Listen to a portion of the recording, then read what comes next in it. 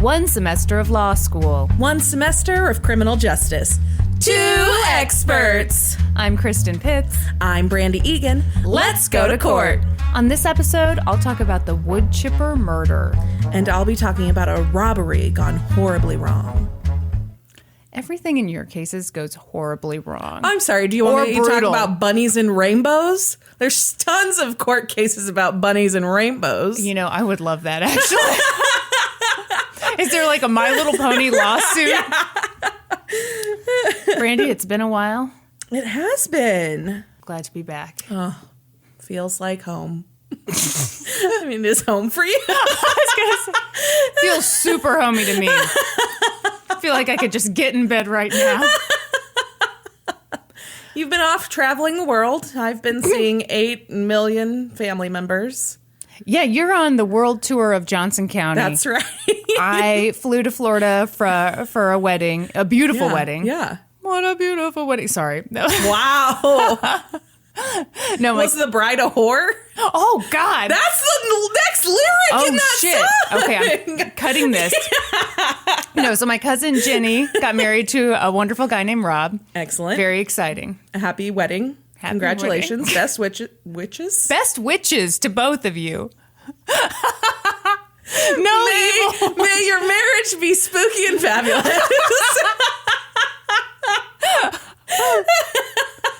And I'm going first this You week. are. I'm so glad that you remember. Because I know numbers. That's right. Are you familiar with this one? Only because somebody tweeted us it, right? You are so right. And the person who tweeted us was Kate. I'm not going to say her full name because I don't know if she wants me to maybe say her not. full name.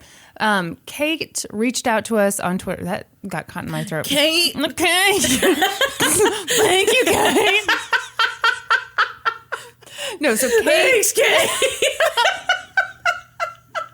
Anyway, Kate reached out to us on Twitter and she was like, hey, have you guys thought about doing the murder/disappearance of Helle Crafts? And I was like, oh. I had never heard of it. I didn't know about it. I'm pretty sure. So I watched an episode. Oh, shit. This couldn't be bad. I was trying to, like, loosen them up.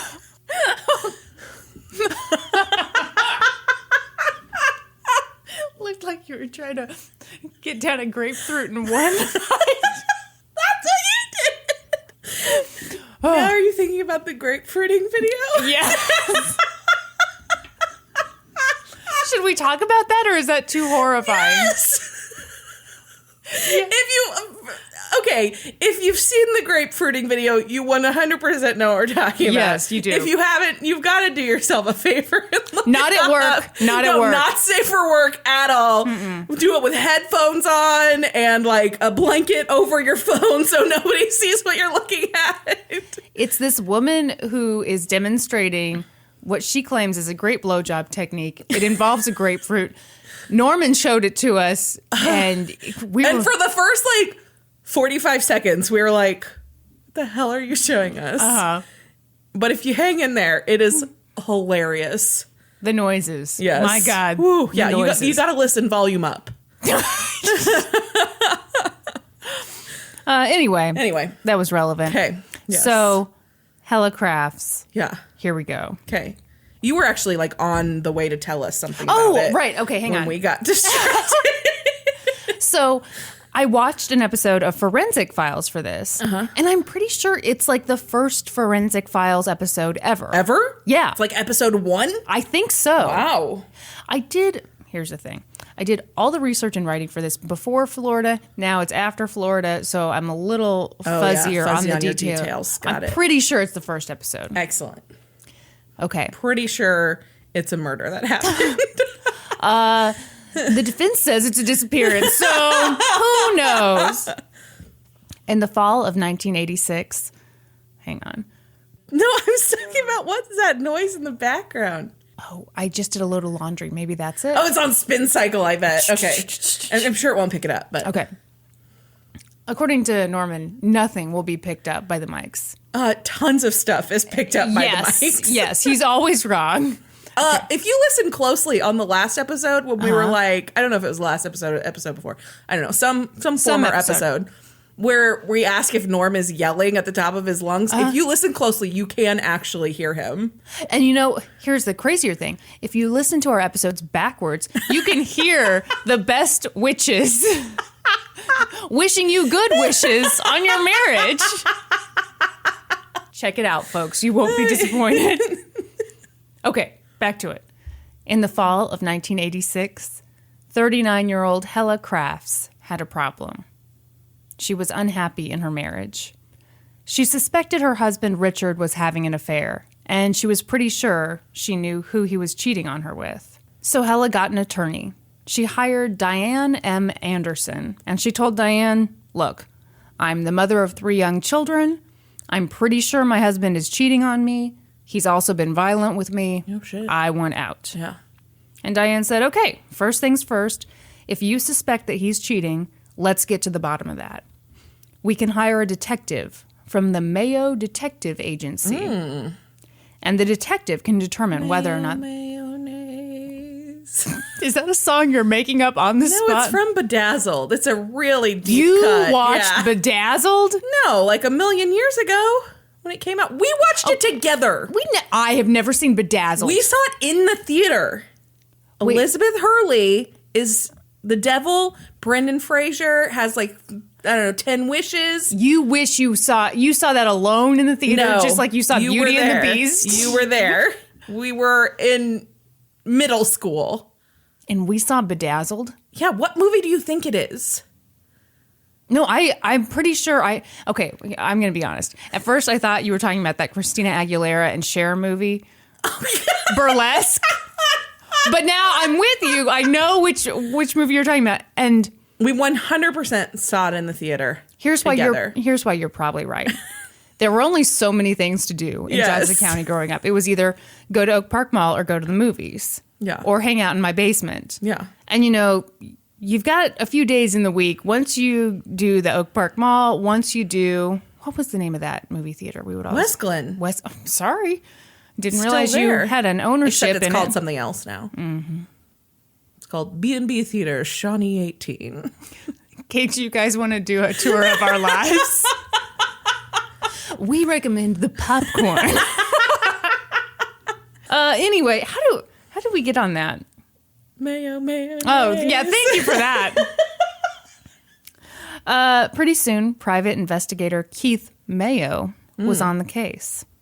Helle provided Keith with a pretty big lead. She said, I've been looking at our phone records, and there's one number that keeps popping up. It's a long-distance number, and I don't know who it's for. Keith immediately got started, and this was not a tough case to crack.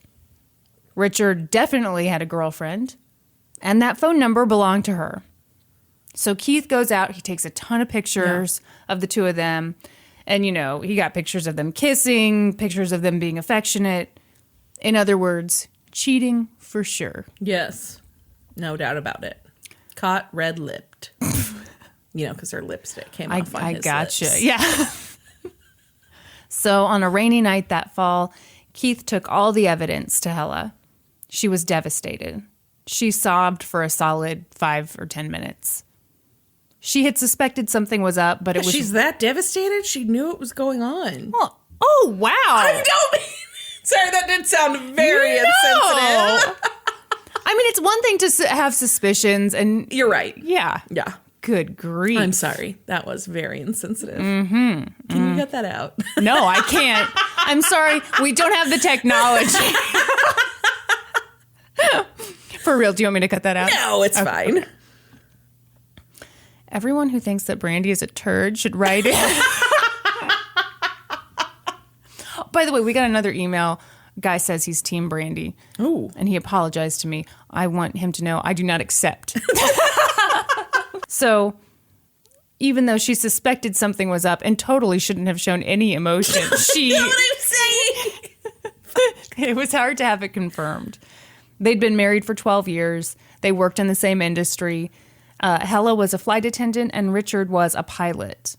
And also a part-time police officer, which I know. What? I have the same reaction. Those are two jobs I definitely think of. You're one or the other. You're not you're both. probably full-time on either of those. Yes.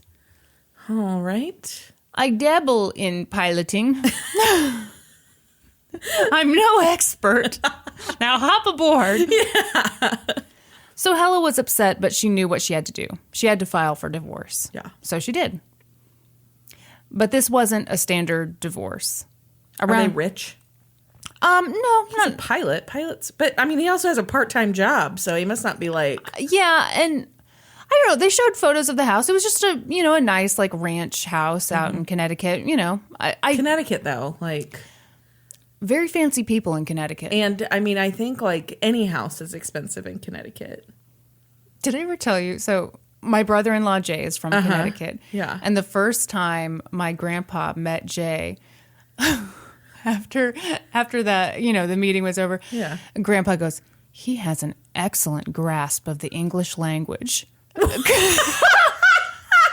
People from Connecticut, they're fancy. Even if they've got modest looking homes, very pricey. See, you might be right. They probably did have, good money. It's not your average divorce. Not your average divorce. Around that time, Helle told her friends, if anything ever happens to me, don't think it was an accident. What? Yeah.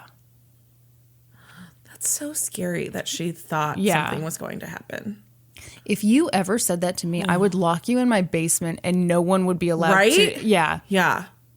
Where's Brandi? I don't know. Brandi who? Never heard of her. But you two are long-term friends. I don't know the meaning of that. She said the same thing to her lawyer. I mean, it sounded like she let everyone important in her life know something happens to me. Yeah. Please be suspicious. Mm-hmm. At the same time, Helle decided... Sorry. What the hell was that? It was a throat clear, but I did it right into the microphone. I'm very sorry. It's okay. Around that same time... scared the shit out of me. I'm so easy to scare. This week in Florida, 6-year-olds, they want to scare the adults. They want to go boo, and it never works on any adult because what adult screams? You were playing peekaboo and you were legitimately scared. I was sitting out on the deck, and Allie just came up to the screen door and said boo, and I about lost my shit. You are too easy to scare. She was very satisfied. Let's see. Good grief. Helle decided to stay in the house while the divorce proceedings were finalized. She told her friend that if she were to leave, Richard would have a, quote, well-thought-out plan to find me. She also said that she was afraid if she moved out, she might lose custody of her 3 children. Mm-hmm. So she stayed in the home. And also, when you're in an abusive relationship, leaving is the most dangerous time. Yeah. So I wonder if she thought, for my safety, I'm not going to rock the boat too much here. Then, on November 18th, 1986, Helle arrived home from an international flight. Her best friend dropped her off. A few days later, Helle was scheduled to work, but she didn't show up. Oh, no. Didn't even call in. Oh, no. Yep, her friends were like, oh, shit. Something has happened to her. He did something to her. They called the Crafts home, and they got Richard, but Richard was not worried. He said, oh, Helle flew to Denmark. She visited her mom. Her mom's sick. Mm-hmm. Okay, where's the tickets and... Show me some proof. Give us a phone number. Brandi, calm down. Hey, you're getting real nosy. So he stuck to that story for a while, and then he changed it. Mm-hmm. Oh, yeah, well, Helle is on vacation. She's in the Canary Islands with her best friend. Did he tell her best friend that? Helle's friends were like, no. She's no definitely way. not. No. And they were all pissed because they all thought they were her best friend. And here she is on vacation with some other bitch. That's exactly. They were like, well, I'm done with her. And that's why this went unsolved. So they're all getting these different stories. They don't trust Richard. So they called Helle's attorney, Diane. Mm-hmm. They said, Helle is missing. Diane, by that point, was like, okay, I know Helle well enough that she wouldn't just leave her 3 kids. Yeah. And Richard is a massive sketchball. So what did Diane do? She called her buddy Keith Mayo of the Mayo Detective Agency. Mm-hmm. Keith was like, oh, well, you know, who we should really be calling is the police. Right. So they go to the Newtown Police Department to report Helle missing. But according to Keith, the police really didn't give a shit. Yeah. He said, they turned a deaf ear on us. But Keith wasn't deterred. He was like, okay, if you don't want to investigate, I will. He starts interviewing people. And one of the people he talked to was the Crafts' live-in nanny, Dawn Thomas. Can you pause 1 second? Sure. This has nothing to do with the case. What did you look up? Well, that's where Sandy Hook happened. Yeah. Okay, anyway, sorry. That's the only reason I knew how to pronounce Newtown. Yeah. Because to me it looks like Newton. Newton, yeah. Okay, sorry. She had some interesting insight. She said that shortly after Helle disappeared, she noticed big dark stains on the carpet. And by big, I mean like grapefruit size. Not to bring up the video again, but you know. She mentioned one just inside the master bedroom. That's concerning. Yeah. She said it was fairly sizable and definitely new. And then, oddly, even though that carpet was fairly new, Richard ripped it out. Mm-hmm. When Dawn asked him why, he said that Helle wanted new carpets in there. But Dawn was like, Helle really liked that carpet. She told me so. Mm-hmm. Keith soon discovered other things. Richard and Helle always had a big freezer in their garage. Is it missing? Mm-hmm. Because she was inside of it. Then there was Richard's credit card statement. It showed that shortly after Helle went missing, he rented a wood chipper. Oh, no. He bought a deep freezer. He also bought a new comforter for his bed. Oh, no. At some point, the police did get interested in this case. I don't know when, but I assume Keith was like, hey, I got all this sketchy information. Yeah, I mean, I think the sketchiest item on there is the comforter for the bed, because what man... That's a good point. ...is buying a comforter for the bedroom? I would die of shock and be suspicious as hell if I came back from vacation and Norm had like a new duvet. Yes. I'd be like, what the fuck happened? Yes. Most suspicious item on that list. For sure. So, like I said, at some point, police did get interested in the case, and they brought Richard in for a lie detector test. Mm-hmm. And he passed. He did? Yeah. He's a pilot. He's got, like, nerves of steel. Also a part-time cop. Yeah. He knows how to beat a polygraph. I wish I could remember what podcast I listened to on this, but it was by the person who created lie detector tests, and he is now a crusader against them because they're so easy to beat. I've heard him speak before. Yeah. I was fascinated. I mean, he talked about like, you know, the person was interviewing him and he was like, and they were like, well, but wouldn't it be kind of difficult? And he's like, no, here's how simple it is. Think of a happy place that calms you. Okay, now anytime I ask you something uncomfortable, think of the happy place. Yeah. Can you do that? Yeah. Sure you can. Yep. So anyway, skeptics were like, he has experience with the police force. He did a stint with the CIA's Air America. Maybe he's got the skills to pass a lie detector. No, you think? Police are in a bad spot. Helle is missing. And even though a lot of people are saying it has to be Richard, they don't have a body. They don't have anything. Yeah, because it's been through the wood chipper. Ooh, Brandi, maybe he was just doing some home improvement. So they called in the director of the Connecticut State Forensics Lab, Dr. Henry Lee, which I had the craziest moment because I read this script and then I'm rewatching The Staircase on Netflix right now. They call him in for that one too. Yeah. Huge fan. Yeah. I might do The Staircase. Oh, yeah. At some point. It's going to have to be like a multiple parter though, wouldn't it? It's such a long. It's a really long one, but oh my God, I love it so much. Oh, so do I. It's so good.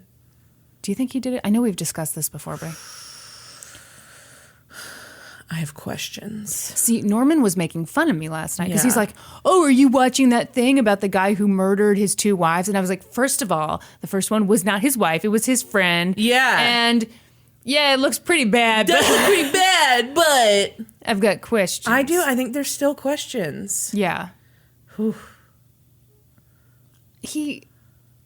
Yeah. Okay, we'll save it. We'll save it.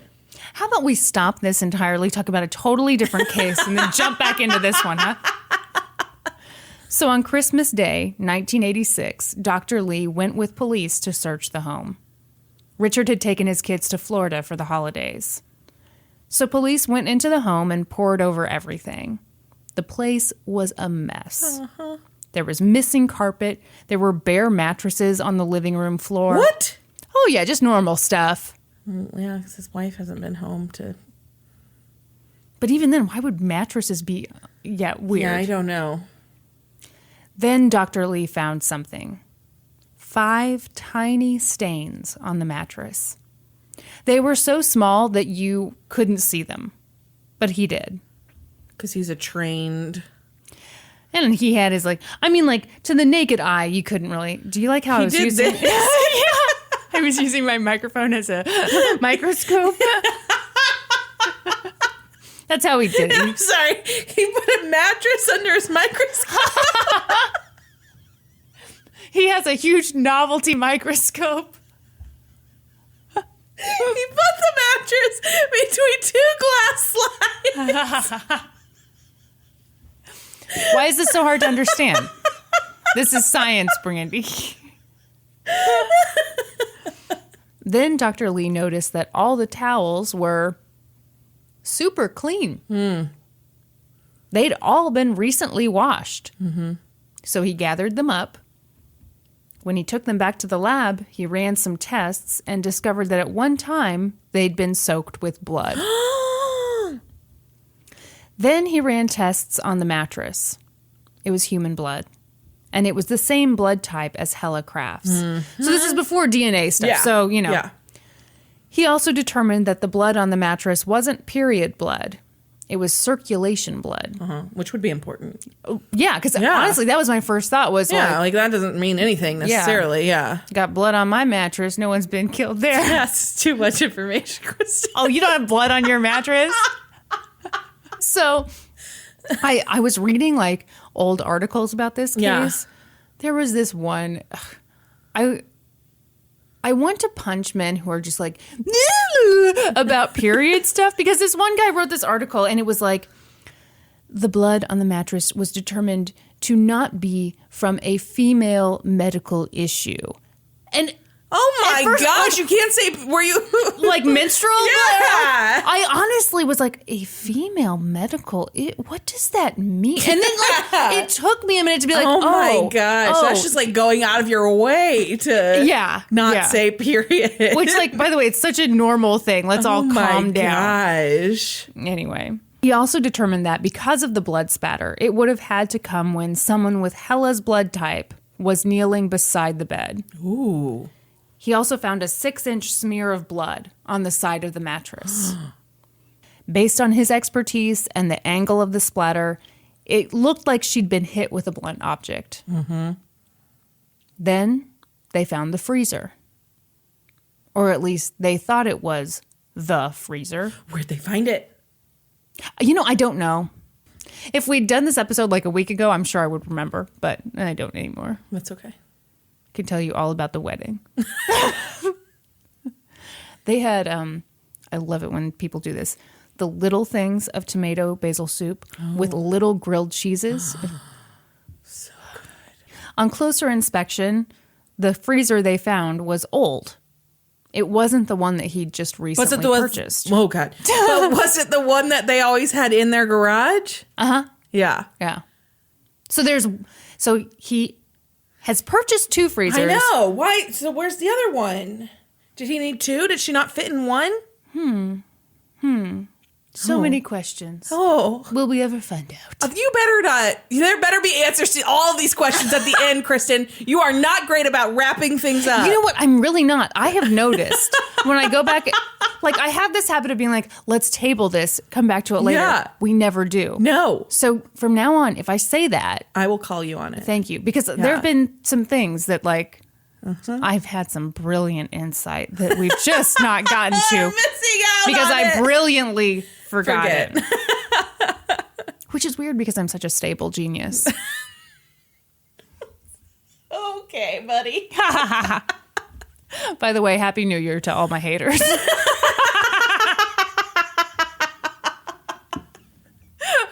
Oh, really? It's not funny. It's but not. No. It's really just depressing. You have to laugh so you don't cry. Yeah. I think even just like if it was just we have a president who tweets in all caps, that would be alarming enough. Yeah. But anyway, this concludes the political I think part. worse would be if it was like a selfie of him with his like blue blockers on. He was like blocking out the haters. You know what? Then I would at least think he was funny. But it's bad when someone's like, you know, if the haters and you feel like they are really serious. Oh, yeah. Yeah. Yeah. Ugh. Okay, let's continue on. Okay. Can't talk about this anymore. Okay.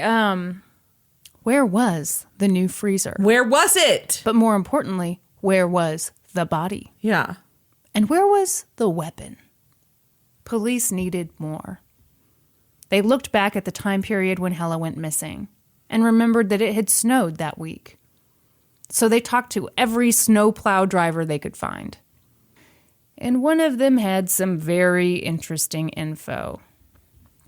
He said that he'd seen a man in an orange poncho using a wood chipper over a bridge with a U-Haul parked nearby at 3:30 in the morning. That's not suspicious at all.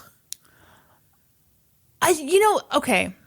This was before cell phones, obviously, so I feel like we got to cut him some slack. But don't you think there's some things you see that you would just immediately be like, I'm going to let the police know? Yeah. And that might be one of them. Police searched the riverbed, but all they found were wood chips. But then, buried amidst the wood chips, was a piece of mail. It was addressed to Helle Crafts, 5 Newfield Lane, Newton, Connecticut. You want to look it up? Newtown, Connecticut. Newtown. Thank you. God. Yeah. What is it? 5 Newfield Lane. Newfield is all one word. Seeing a tree. See what I mean? Like it's a nice house. It's but on a chunk of property, it looks like. You know what? You're right. They probably were pretty well off.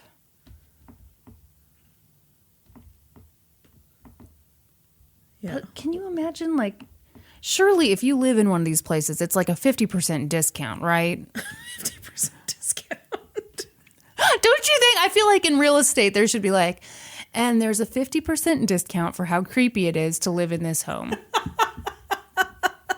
Would you live in that place?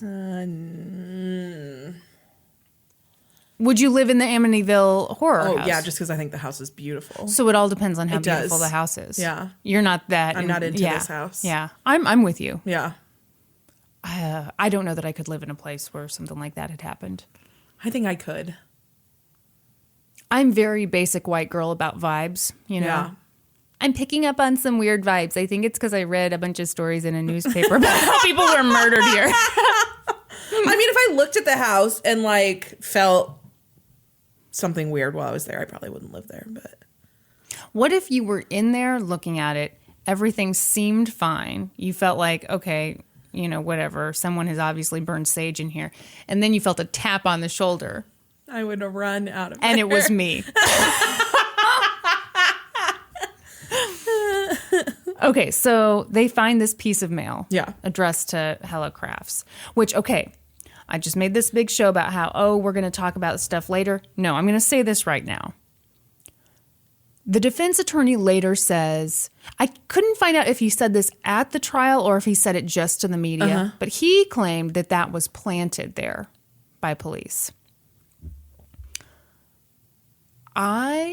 Do you think that's possible? Totally possible. Because, yeah, why would... I mean, how small are the wood chips? Exactly. And how is the address staying intact underwater? So they said that this was actually out like in on the woods. bank? But here's the thing. So I'm going to tell you the other things they found. They found hair. They found tiny bone fragments. They found a gray piece of metal, which was determined later to be like part of a crown. Yeah. Ooh. So they find all these tiny, tiny things, but they also find mail Yeah, like with a the completely address intact address label. Yeah. And I feel for them because, like, they don't have a body.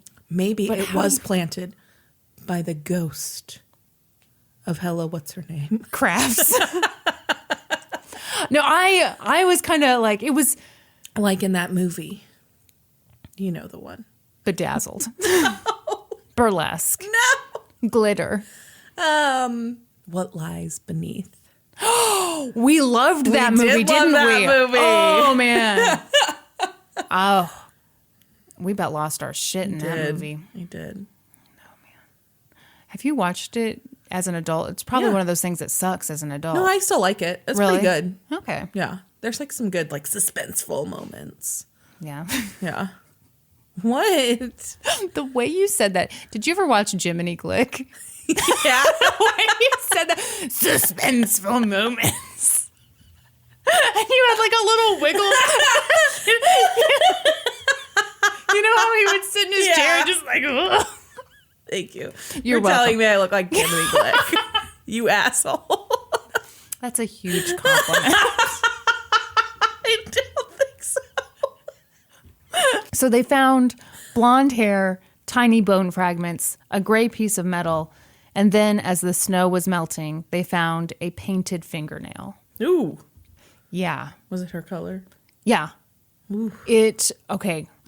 Going from memory here, it matched the nail polish that was on her nightstand. Ooh. Ooh. Yeah. That's not great. No, well, whose side are you on? Well, it's not great for Helle. It probably means she went to a wood chipper. Okay, fair. Yeah, you're right. You're totally right. The good idea is that she's in Holland or in St. What's-its-butt. Where? St. Canary Bart's? Islands. Canary Islands. St. What's-its-butt. Everyone's favorite travel destination. The police sent divers into the river. They found a chainsaw with the serial number scratched off. Ugh. Mm-hmm.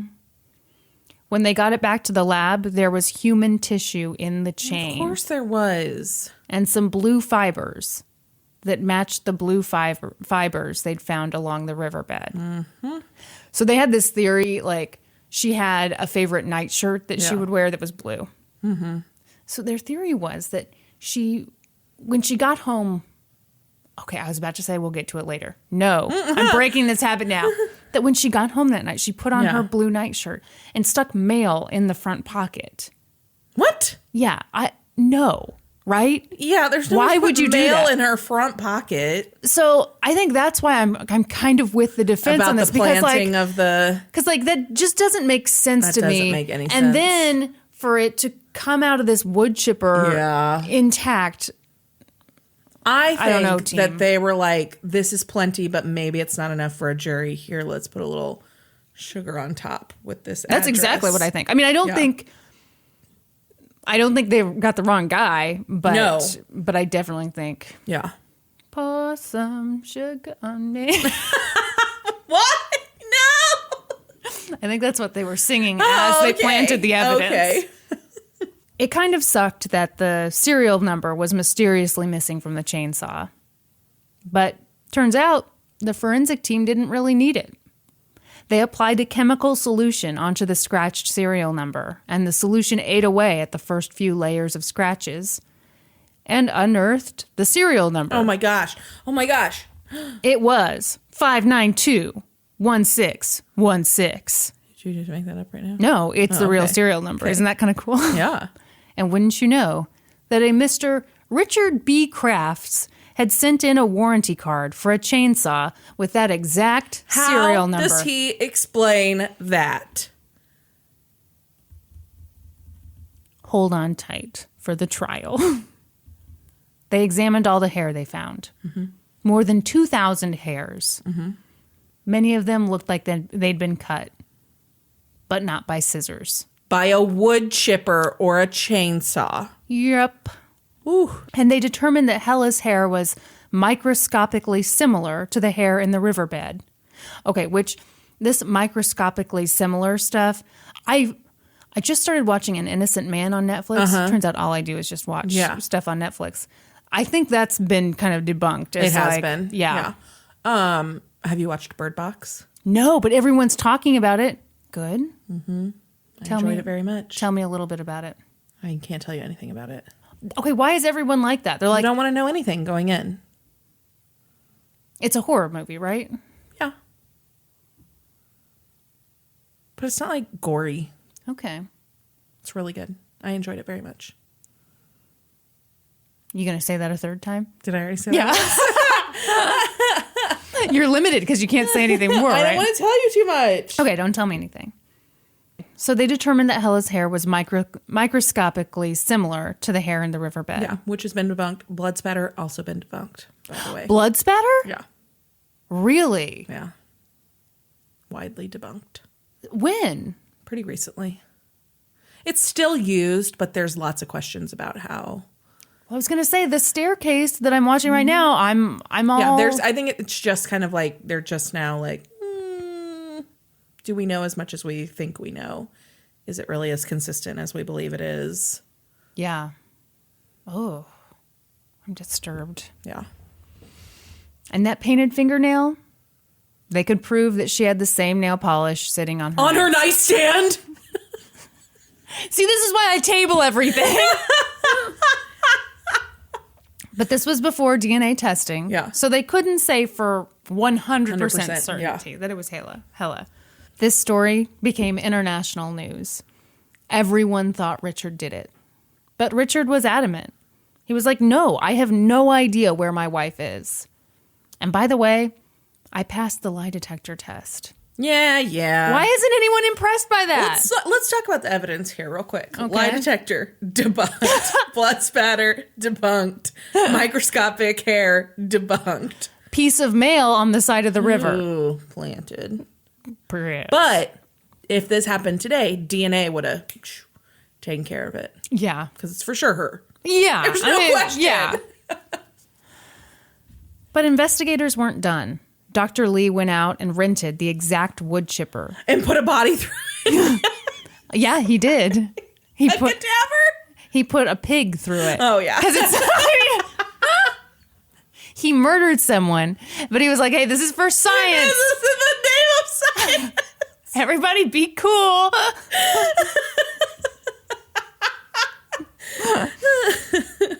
Sure enough, the pig's remains had the same unique ridges and cuts that Helle's did. Yeah. Or, whoever. Mystery remains. Yeah. Mystery remains with someone who used the same nail polish as her. Yes.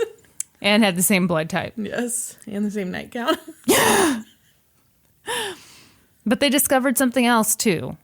When the wood chipper spat out that pig's body, it also spat out parts of a human body. Yeah. It was literally the same wood chipper? Yeah, because he didn't go out and buy a wood chipper. I know he out and rented it, but don't they rent Oh. I mean, it was pretty easy to figure out which one he rented, so they rented that one that was covered in blood. No, okay, so the other thing was her body was frozen, and that's why there wasn't blood everywhere. Oh, yeah. So to counter your catchphrase, there was blood nowhere. That doesn't have the same ring to it. How about this? There was blood nowhere. No. So they examined those parts and determined that whoever had been either killed and then put through the wood chipper or killed by being put into the wood chipper, which, my God, I really hope not, and I don't think so. Yeah, she was hit with a blunt object first. So. Yeah. Whew. Had the same blood type as Helle Crafts. Well, yeah, because at the very least, he cut her up into little pieces first. Yes, because exactly. With the he chainsaw. used the chainsaw. Yeah. But they still wanted more. Then one day, as they were gathering evidence along the riverbed, they found a tooth. And they matched it to Helle's dental records. Ooh, that's good. Yep, that is good. Yeah. With that, on January 11th, 1987, they got their arrest warrant. At 9 p.m. that night, police surrounded the house. They called Richard Crafts on the phone. They said, "Come outside and surrender." And Richard said, "I'm tired. I'll take care of it in the morning." I don't think you get to do that, Richard. Hey, can we just later Let's put a pin in this? Let me get a good night's sleep. Come back in the morning. Yeah, police were like, no, you need to come out. Richard shouted, don't call back. Don't call back. Then he hung up the phone. I am trying to sleep. Then, and I know this is going to shock you, police called back. Oh, no, and he had really had it this time. He was like, put me on your do not call list. They talked and talked and talked.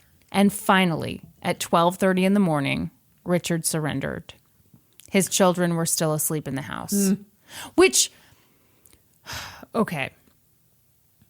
I'm sure this had to have been the only way they could do this, but I don't know that I would have tried to get him while there were children in the house if I thought he was a murderer. Yeah. You know? Yeah. A murderer capable of cutting his wife up into little pieces and putting her through a wood chipper. Yeah, I mean, wouldn't you wait until he was shopping at the mall? Or I mean, just like at work. Anywhere. Somebody else was watching his kids. I guess you couldn't do it while he's flying a plane. Hey, if we all go down, that's just how it has to be. Hope the assistant pilot is really good. The assistant pilot? Don't they always have two up there? Co-pilot. Co-pilot. I probably offended some people there. You probably did. Sorry, you're all co-pilots in my mind. English language. I'm not from Connecticut. I don't have an excellent grasp of the English language. So Richard was arrested. Meanwhile, investigators were still working out all the kinks in this case. Here's what they think happened. Helle came home from a long flight, tucked the kids into bed, changed into her blue nightshirt, put some mail in her front pocket, like we all do before bedtime, and started changing the sheets on her bed. As she was kneeling over the sheets, Richard struck her with a police flashlight. Then Richard put her body into the garage freezer. He tried to clean up the blood with some towels. The nanny had the night off, so she came home at 2 a.m. Then, very early that morning, he woke up the children and the nanny, Dawn Thomas. Yeah? They have a live-in nanny and you didn't think they were wealthy? Yeah, sorry. You know what? I really thought that was more about her being European. Oh, okay. But yeah, you're right. It still costs money. So very early that morning, he woke up the children and their nanny, Dawn Thomas, and took them to his sister's house. Mm-hmm.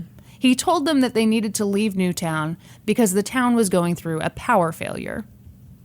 When Dawn asked about Helle, he was like, oh, she'll meet you guys there. Then, sometime that day, he took Helle's body, which by now was frozen solid, and cut it into pieces with the chainsaw, probably on a secluded part of his property, because as you said, they're on a pretty big piece of property. Then he put her body into bags, and then the next day, when it was completely dark, he drove out to the bridge, put her body through the wood chipper, scratched the serial number off the chainsaw, and dumped it into the river. Mm-hmm. Pretty soon, they were ready for trial. By this point, the crime was all over the news. So Richard's attorney requested a change of venue, and the judge was like, yeah, duh, for sure. So they moved the trial to New London, Connecticut. The prosecution was led by State Attorney Walter Flanagan. He made the case all about forensics.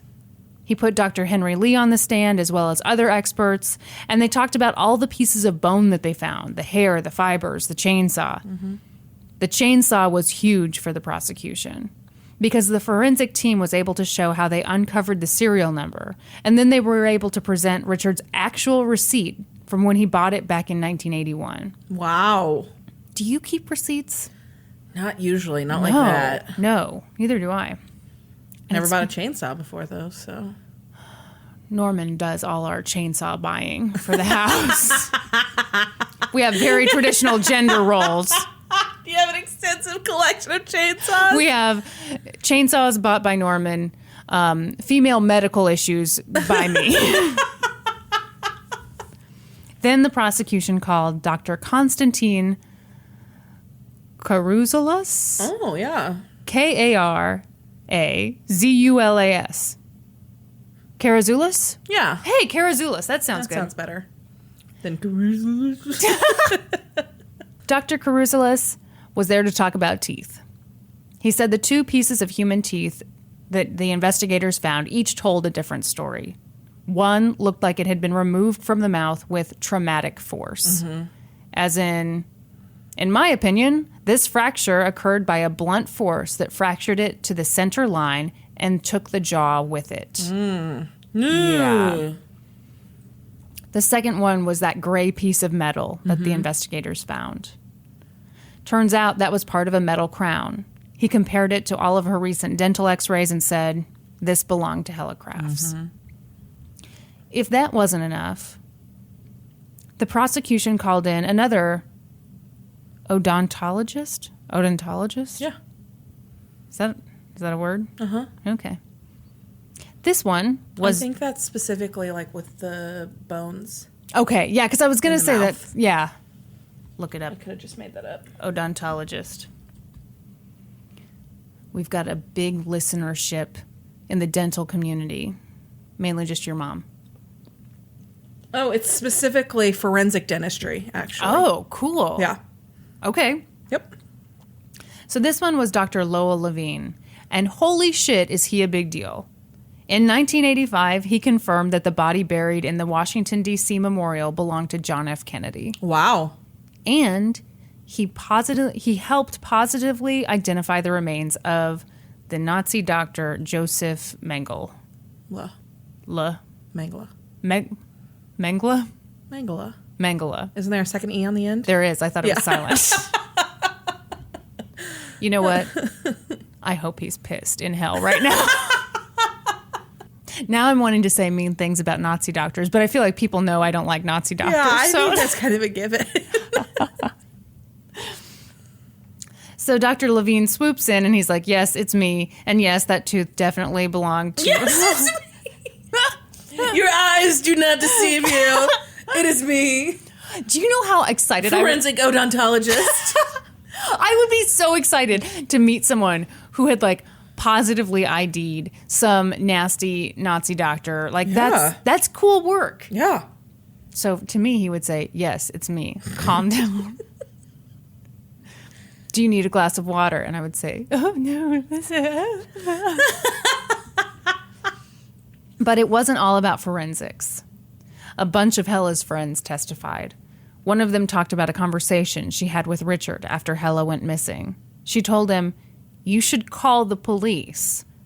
And he told her, you've been watching too many movies. What? Ugh. Which Fargo hadn't come out yet. Yeah. Fargo was inspired by this. This case, yeah. Mm-hmm. They talked about how angry she was when she'd found out he'd been cheating on her. Even though she shouldn't have been angry, she shouldn't have been upset, right, Brandi? Because she'd suspected it all along. I said. They talked about what a good mother she was, how she would never willingly leave her children. But defense attorney Daniel Sagrin said that whether or not Helle was a good mother is a false issue. He said that people do things in divorces. Like murder their wife and chop her up in little bits and put her through a wood chipper? Like just leave. Oh, just disappear. Oh, okay. Oh, my bad. And before they leave, they scatter their mail along the riverbed. In their teeth. And their teeth. Oh, God. When he cross-examined Helle's friend, who dropped her off the night of November 18th, he asked, did Mrs. Crafts indicate any hesitancy at all about going into the house? And she said no. Well, no. She probably had no idea her husband was about to murder her. No, exactly. Yeah. I mean, she had told them he was a dangerous guy. She told them she was nervous, but you're not going to be... Shanann Watts didn't have any concern about walking in her house that night either. No, here's the thing. No one would be murdered if you could predict it on that level. Yes, exactly. That's ridiculous. That's a dumb question. I object. I'll make a note of that. The defense's argument all came down to this. Helle Crafts is alive. Helle Crafts would like to make it appear that she is dead, the defense said. They pointed out that there was no corpse. There was simply no way that they could say for certain that she was dead. Sure, they found hair and bits of flesh and all kinds of nasty junk in that river, but you couldn't say with 100% certainty that any of that belonged to Helle. Okay, but you could say the chainsaw with tissue in it was her husband's. Perhaps that was stolen by some fiend. Since the process, I think it would have been a better tactic to say that someone kidnapped her and stole the chainsaw. Yeah, you're probably right. But then, you're fucked either way. Yeah, he's so fucked it doesn't matter, but... And deservedly so. Yes. Yeah. I just think this is a terrible defense. Oh, she's still alive. But what else do you say? I don't know. Please don't convict my clearly guilty this. client. I hate my job right now. Yeah, this guy's creeping me out. Yeah. The one good thing I do want to say about this defense is they did attack the methodology. They attacked, how to, you labeled the evidence this way, then it came with a new label, oh, the mail, blah, blah. I think that's a good tactic to take. Since the prosecution's case relied so much on forensics, the defense attacked the forensics. They attacked the credibility of the prosecution's experts. They attacked the methods used by detectives. Defense attorney Daniel Sagrin questioned police about why certain changes had been made on evidence labels. Plus, not all of Helle and Richard's friends portrayed Richard as a bad guy. Mm-hmm. Well, yeah, there's friends. Yeah. Diane and William Goldstein both said that they went into the Crafts' bedroom on November 20th, and they didn't see any stains on the carpet. Mm-hmm.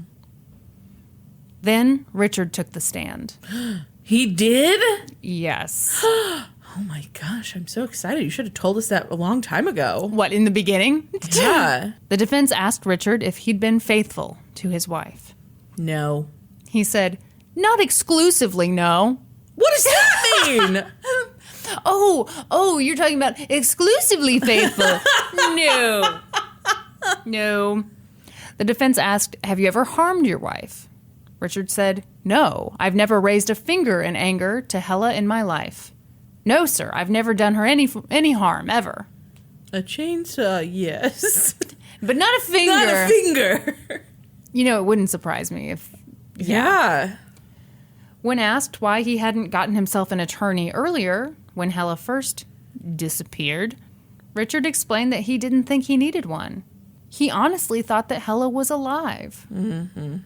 And as for that wood chipper, well, yeah, he rented that wood chipper, but you know what he used it for? What? Wood. Mm-hmm. Into the river. Oh, I'm sorry. Are you not supposed to do that? Is there like a rule that you're not supposed to show up at a bridge at 3:30 in the morning and start chipping wood? Is that against the law?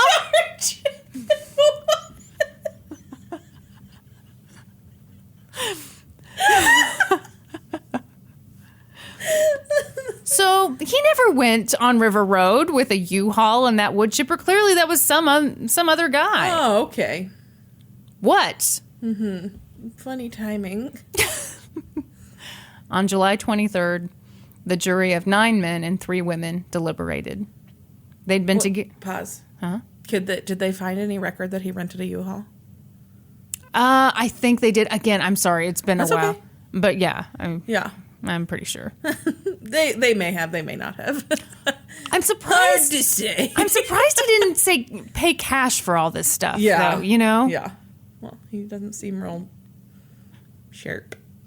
See, I kind of think he does. I mean, he disposed of the body. Well, he disposed of the body really well, but all of the stuff he did was so traceable. Yeah. They were able to rent the exact same wood chipper.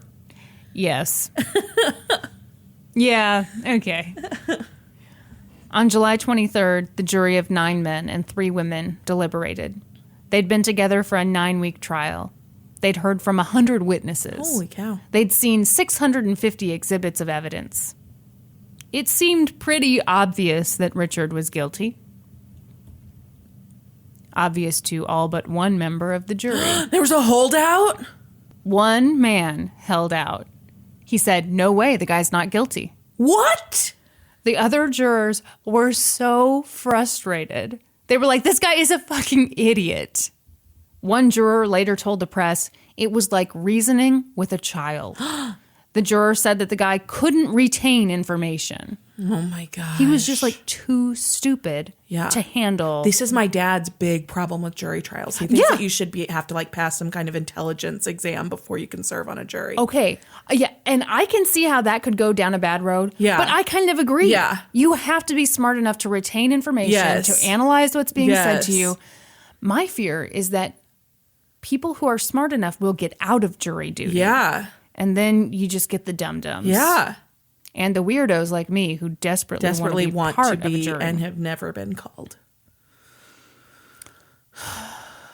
I'm putting my name out there, Casey Mo. I'm ready. No, for real. If I were ever part of that, I would feel guilty and weird forever. Yeah. Yeah. Yeah. So another juror said, it wasn't chaos, it was hell. Wow. The 11 jurors tried to convince the guy. For 17 days, they tried. Holy shit. But he was stubborn. And finally, he fled. What? He said, I'm out of there and I'm not going back in there. He ran away.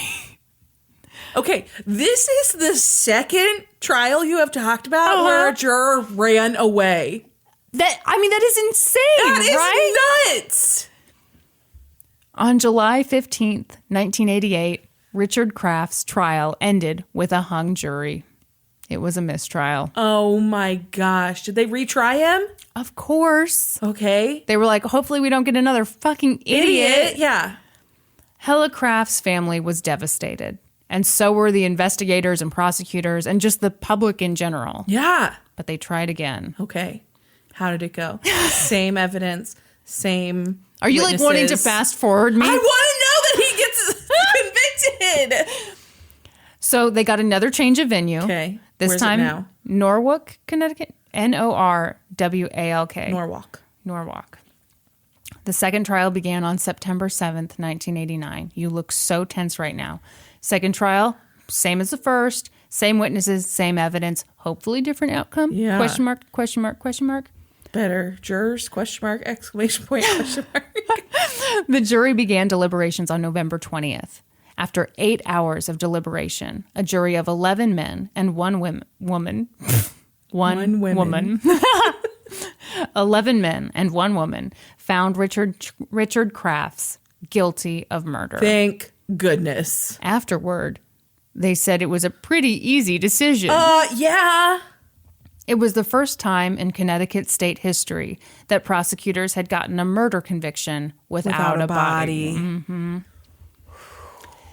In January of 1990, Richard's sentencing began, and he spoke. He told Judge Martin Nigro that he had been wrongfully portrayed as a cold-blooded killer. Mm-hmm. But he never actually said, I'm innocent? Yeah, he never said I didn't kill her. Oh my gosh. He said, a great deal has been said about my apparent lack of emotion. He has ice water in his veins. I have feelings like everyone else. By this point, Richard's sister, Karen Rogers, had custody of Helle and Richard's 3 children. She also spoke. And she asked the judge for the maximum sentence. Wow. Yeah. She said, I am concerned that Mr. Crafts has not publicly nor privately demonstrated any remorse for the murder of his wife. I believe he has paid lip service only to the concerns of his children. Mm-hmm. I was kind of surprised by that. Yeah, I'm surprised by that too. But it seems like Karen and Helle were pretty good friends. Uh-huh. And I think Karen knew her brother was... Yeah. I mean, the fact that she calls him Mr. Crafts. Yeah, I think that says a lot. Yeah. Before the judge handed down the sentence, the defense made a motion to order a new trial. They pointed out that by the police's own admission, that November, phone conversations between suspects and their lawyers had been recorded. But Richard's attorney, Thomas Farver, admitted that he had no direct evidence that the police had illegally taped any of his phone calls with Richard. Mm-hmm. So Judge Nigro rejected that motion. And then he sentenced Richard to 50 years in prison. Richard, how old was he? I don't know, but Richard Crafts will be eligible for parole in 2021, and he'll be 84 years old. And that's the story of the wood chipper murder. Ooh, that was so good. That's a crazy story. Yeah. Thank you, Kate, for pointing that one out to us. Yeah, thank you. Yeah, it was a good one. Holy shit.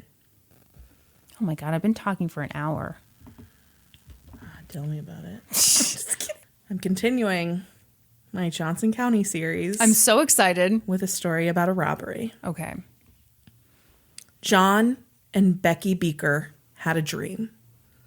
They were gun lovers, and they wanted to open a gun store that was more than just a gun store. Oh, no. They wanted to open a store where men and women alike would feel comfortable learning about guns and gun safety, and where women could feel empowered taking their self-defense into their own hands.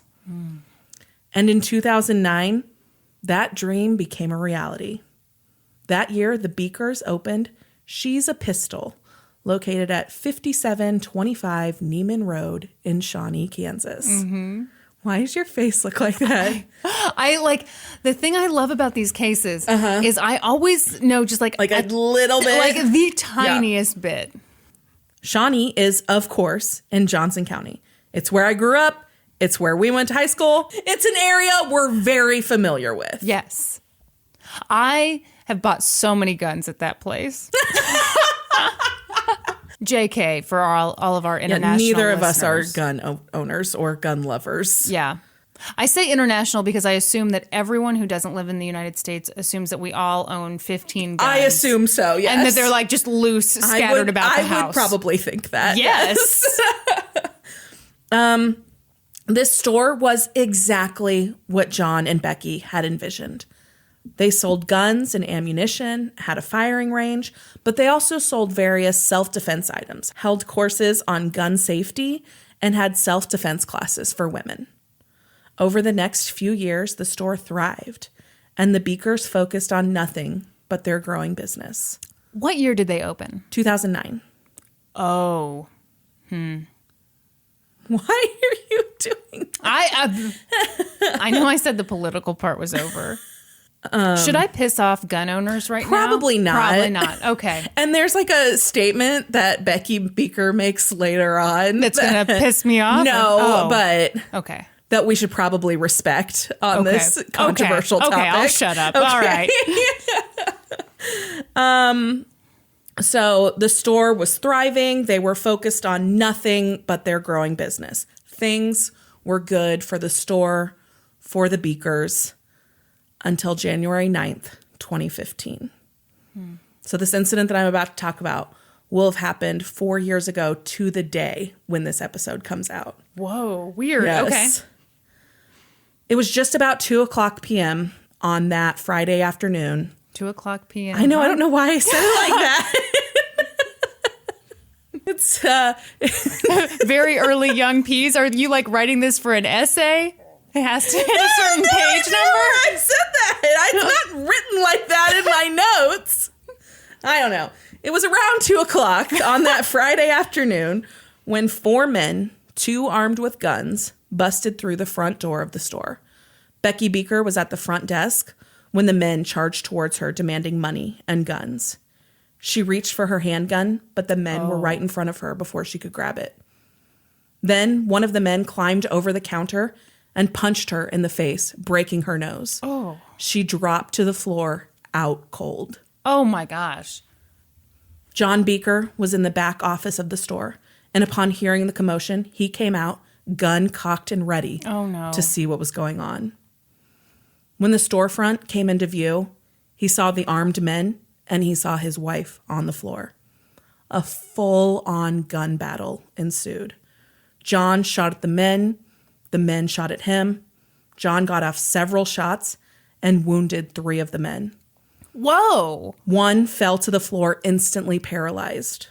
Another was critically injured. The third, along with the 4th man who was uninjured, ran from the store. Becky, he was a pretty good shot. Oh, yeah. Becky came to just in time to see the now paralyzed man shoot John. He fell to the floor. Becky got up, grabbed her gun, called 911, and then rushed to John's side to await emergency personnel.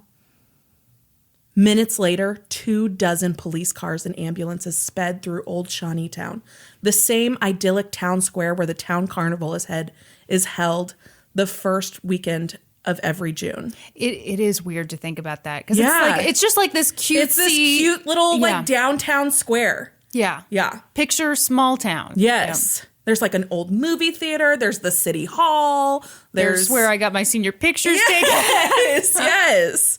Surrounding businesses locked their doors, and shop owners later recalled that the response was like something from a movie. Inside the store, police found 3 men who were badly wounded. John Bieker and 2 assailants who were later identified as DeAnthony Wiley and Londro Patterson III. They all lay on the floor. They were rushed to the hospital while the surrounding neighborhood was warned to stay indoors as police searched for the 2 assailants who had fled on foot. Shortly after the search for the 2 missing assailants began, police received a call from a woman in a nearby neighborhood. She said there were 2 men pounding on her back door, asking for help, and that one of them was injured. The police responded to the woman's home, which was just blocks from the gun shop, and there, the remaining 2 assailants were taken into custody. They were identified as Hakeem Malik and Naquan Midget. Midget had been shot at the store and was taken to the hospital, but his injuries were non-life-threatening. He, along with Patterson and Wiley, would eventually recover from their injuries, though Wiley will spend the rest of his life confined to a wheelchair. And they were released from the hospital into police custody. The same could not be said for John Bieker. Late that afternoon, John Bieker passed away due to his injuries that he sustained during the botched robbery. Ugh. An autopsy later showed that he had been shot 4 times. The first shot pierced his aorta and settled in his spine, incapacitating him. The other 3 shots came after he was already down. Oh, God. He was 44 years old. Oh, no. Following her husband's death, Becky Bieker made this statement. Thank you to my friends, family, and community for their love, prayers, and support during this very difficult time. I have lost my husband in this senseless murder. Although tragic, he saved my life because he carried a firearm. Please respect my husband's memory by refusing to turn this tragedy into a political statement in support of banning firearms. So, I think we should respect that. I get that neither of us are pro-firearm at all, but I will respect her wishes on this. And I do think that he probably saved her life. Yeah, I mean, we have no way of knowing. There's no way to know, yeah. I would never say. I know you're saying. Say what you're going to say. I really don't think there are that many people in America who are saying we should ban firearms. Oh, I don't either. I think they're saying gun control laws. Right. Yes. And so I think that's a little off. Because that's what she said, right? Please don't turn this into a political thing. But I would guess that from someone who is as pro-gun as she is, it feels very much like people are trying to ban guns altogether. Sure. I agree that I don't think that's what's happening, but I could see that would be her perspective on it. You can't see that somebody like her who is very pro-firearm would see it that way? I totally believe that there are a lot of people who think that that's what the opposition wants. They want to take all our guns from us. Right. And I think that's a really smart thing to say. Oh, they're trying to take all our guns, because that's a lot scarier, and that's not really the issue. The issue is that people want stronger regulations. Oh, this is bad. This is super bad. I will say, don't look at me like that. I just think that we should agree that that's what she thinks, and that we don't think that that's the case. Well, I've noticed that with a lot of our shootings in America, they happen. We do the thoughts and prayers thing. And there are always a lot of people who are like, above all else, please, let's not turn this into a political issue. And I think that sounds really good, because we all think politics are kind of gross. But I think part of the reason that we have this problem is because we aren't turning it into a political issue. Mm-hmm. This is a woman whose husband was murdered this day. I think we should respect her issue and not her wishes and not make this a gun debate. Okay. On January 11th, 2015, charges of first-degree murder were filed against Wiley, Patterson, Midget, and Malik. Malik was 18, and the other three were just 19 years old at the time. Those charges were amended in April of 2015 to add charges of aggravated robbery, aggravated battery, and aggravated battery with great bodily harm to each defendant. For Becky, the road to getting justice for her husband, John, would be a long one with twists and turns so great that at times she didn't think she would make it through. Immediately following the shooting, the store needed extensive repairs, and so it stayed closed for a time to complete those. And after those repairs were done, she found it too difficult to walk through the doors each day. The memory of seeing her husband shot down in that store were just too hard to face. So she made the decision to relocate. In November of 2015, She's a Pistol opened its new location at 6487 Quivira Road, still in Shawnee, Kansas. So this is like right by where we went to high school. Do you know where this is? Yeah. No. Okay, hold on. Let me. Okay, is it still open? No. Oh, okay. You if you search the address, you'll still see it. You know where like the Hy-Vee grocery store was. Or where the police station was on. Yes. It's right there. Okay, hang on. I'm pulling up. Oh, yeah. So the Hy-Vee grocery store is now like an antique mall and a Sky Zone. Yes. There's like Bait City Barbecue is right there. Norman and I are big fans of that antique mall. Wow. So that's where she relocated to. The community had really rallied behind Becky in her great time of loss. There were lots of candlelight vigils. Mm-hmm. There'd been a GoFundMe account set up in John's name to help with funeral costs. And then fundraisers were done to help Becky get established in the new, larger, and more expensive location. Mm-hmm. And things in court were progressing slowly but going well. The initial hearings had gone well, and the judge had ruled that the prosecution had enough evidence to move forward with a trial. All 4 men would be tried separately, and according to early hearings, it looked like 3 would go to jury trial and 1 intended to plead guilty. But just as Becky felt like she was getting her feet under her, she would be dealt a devastating blow. In early December 2015, DeAnthony Wiley's defense team filed a motion that they intended to plead not guilty by reason of self-defense. What? Yes. He walked in with a gun, right? Yes. Oh, come on, buddy. No. His defense team claimed that he was incapacitated on the floor trying to surrender when John Bieker continued to advance on him, so he had no choice but to shoot, kill, and protect himself. But that wasn't the end of it. I mean, that just blows my mind.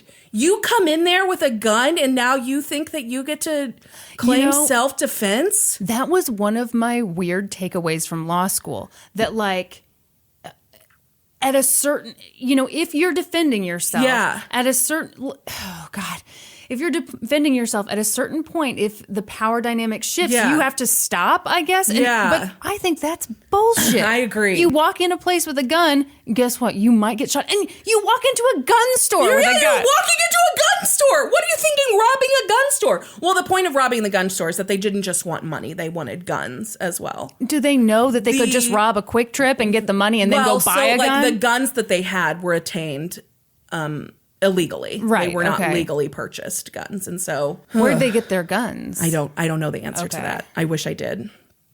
All that I know is it's mentioned in here at one point that they were illegally obtained. Okay.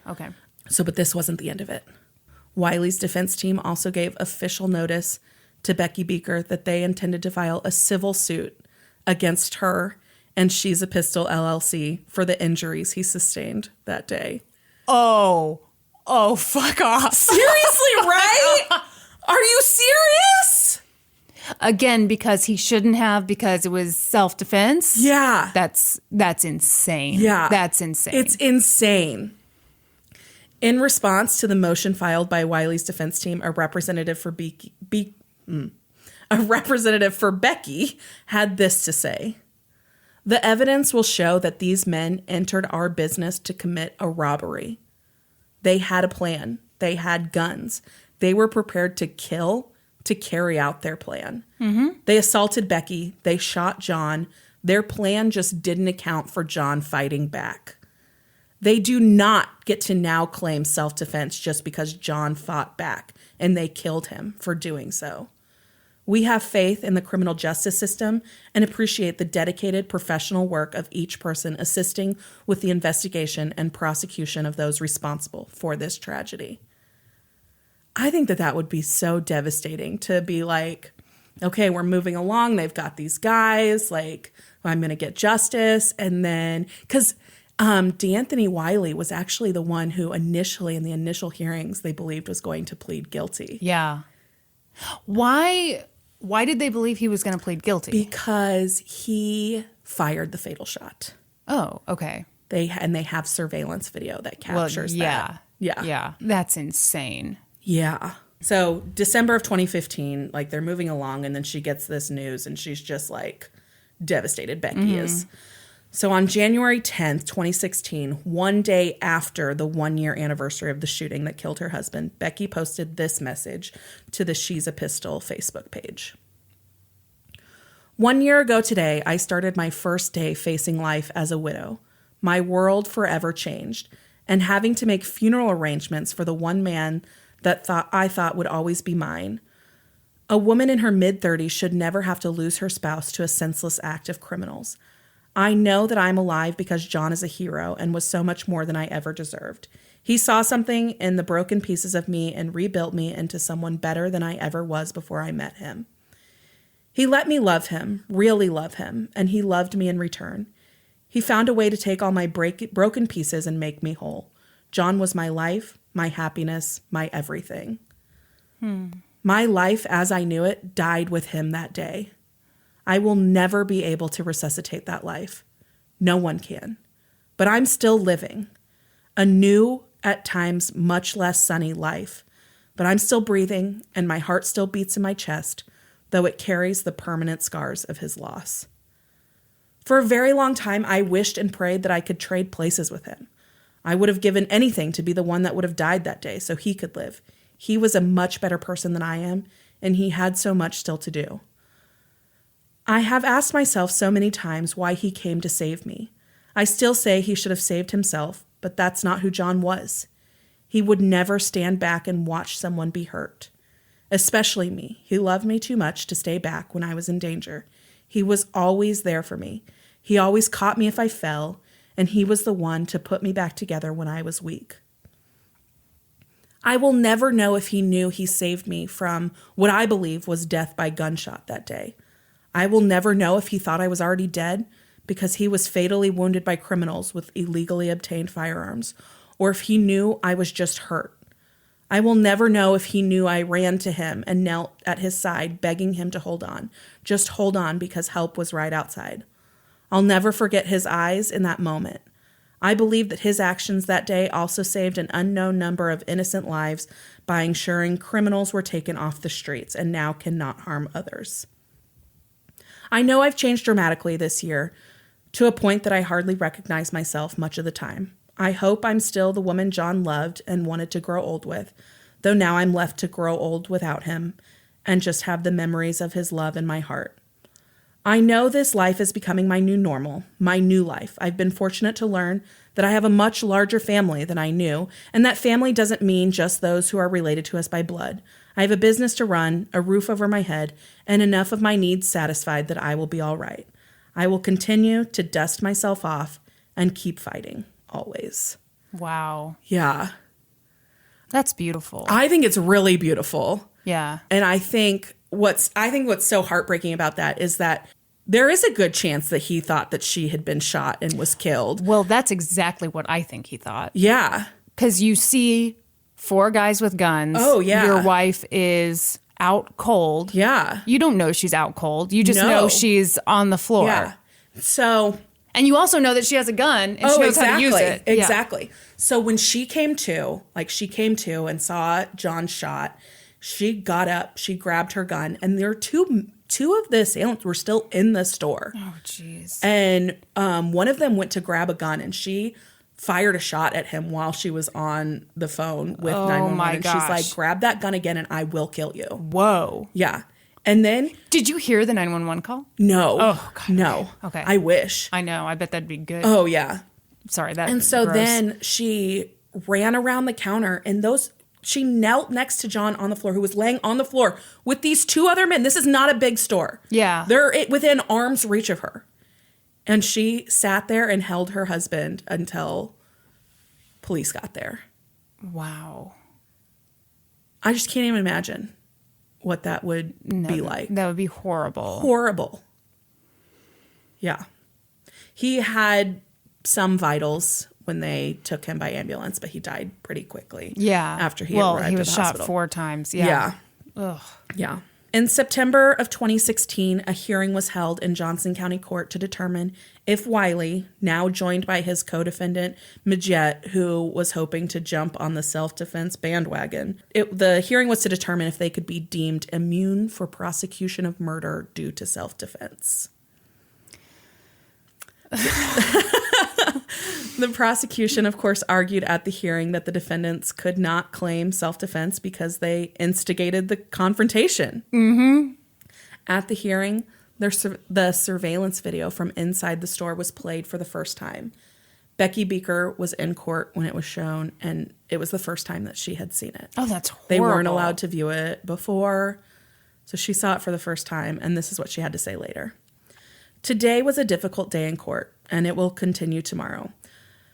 I was present today when the surveillance video was played when the surveillance video from the time of John's murder was played. We had not been able to view the video prior to today.